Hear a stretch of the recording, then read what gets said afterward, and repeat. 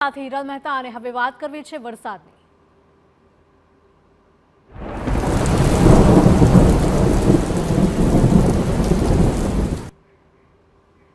વલસાડ જિલ્લામાં વરસાદી માહોલ જામ્યો છે। 2 કલાકમાં 1 ઇંચથી વધારે વરસાદ ખાબક્યો છે।